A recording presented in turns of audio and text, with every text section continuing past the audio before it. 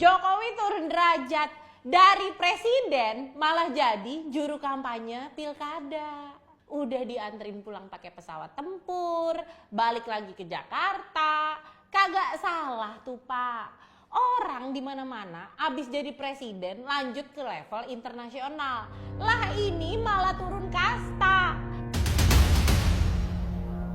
Jokowi malah milih jadi jurkam pilkada, mondar-mandir cari panggung di kampanye pilkada. Padahal sebelum lengser, Jokowi sendiri yang bilang mau pensiun. Pulang ke kampung ke Solo, mau ngurusin cucu. Yang terjadi di lapangan justru sebaliknya.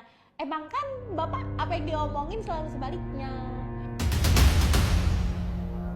Kayaknya nih ya, Pak Jokowi emang masih haus popularitas. Masih butuh exposure buat dikenang sama rakyat. Padahal udah ngebegal konstitusi.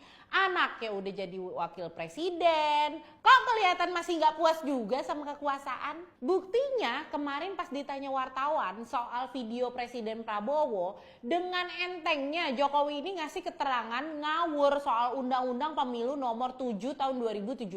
Buset deh Pak. Kagak bisa nyantai dikit apa ya? Bawaannya pengen repot mulu jadi orang. Betah banget sih Pak di Jakarta. Jadi Jokowi bilang kalau di Undang-Undang nomor 7 tahun 2017 bahwa presiden dan wakil presiden punya hak untuk berkampanye. Hello Pak Jokowi, Anda itu udah salah malah ngotot lagi. Saya aja orang awam ngerti maksud dari undang-undang tersebut. Kok Anda bisa-bisanya punya logika ngawur? Di dalam undang-undang tersebut yang dimaksud punya hak adalah ketika si presiden atau wakil presiden emang berniat untuk ikut lagi kontestasi pemilu di periode berikutnya. Jadi si presiden tuh boleh ngambil cuti buat kampanye dirinya. Bukan malah kampanye calon kepala daerah. Itu sih namanya pelanggaran Pak. Coba bayangin, yang kayak gini-gini nih sesat pikiran ngajarin presiden yang sedang menjabat buat ngikutin cara berpikir dia. Kacau banget nih negara, dibuat sesuka hati Jokowi. Di antara para presiden terdahulu, kalian perhatiin deh, ada nggak yang sibuk cawe-cawe ke akar rumput? Pak SBY misalnya. Enggak kan? Kalian hampir jarang lihat sosok Pak SBY belusukan dan mondar-mandir nge-endorse cagup-cawagup. Begitu juga dengan Bu Mega. Beliau hampir jarang kita lihat ikut turun ke akar rumput. Nah anehnya cuma Jokowi doang yang kelihatan asik banget nge-endorse para cagup yang dekat sama circle dia. Udah gitu pakai asbun bahas undang-undang. Pantes aja Presiden Prabowo sempat bikin video dukungan ke Ahmad Lutfi di Jawa Tengah. Padahal menurut gue Pak Prabowo tahu sebagai presiden aktif ya dia harus netral di pilkada. Nggak boleh memihak ke salah satu paslon. Karena kalau presiden memihak ya berarti dia mengkhianati sila kelima Pancasila.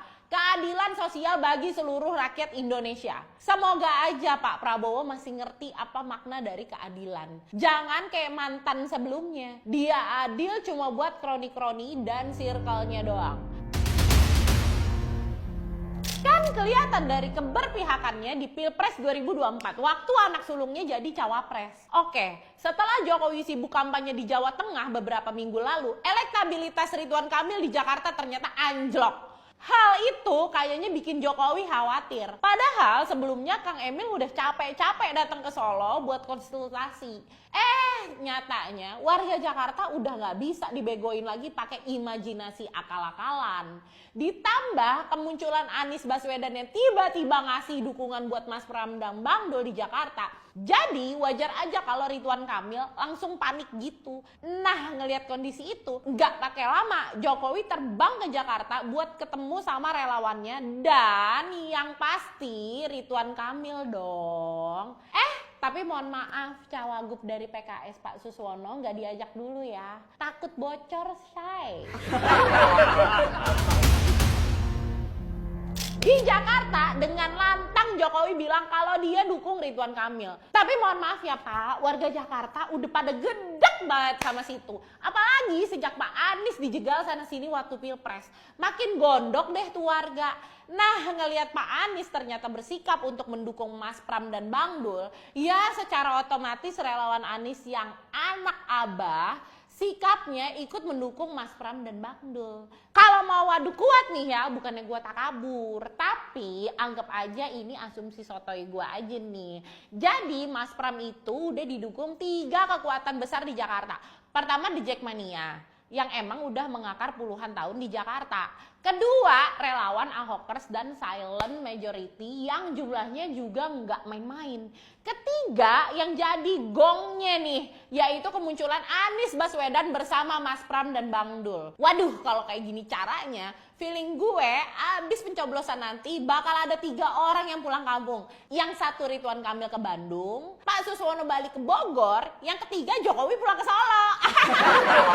Pak, tapi jangan pakai pesawat jet lagi ya. Tapi biasanya emang gitu sih, orang yang berkhianat, apalagi dia berkhianat ke orang yang jelas-jelas pernah berjasa buat dirinya, pasti pada waktunya dia bakal kena karmanya sendiri. Sebenarnya apa sih Pak maksud Bapak dari semua ini? Kemarin ada yang nanya soal Jokowi merapat ke Ridwan Kamil. Terus gimana dengan Mas Pram? Kalau Mas Pram sih tetap menyala abangku. Udah dulu ya, bye.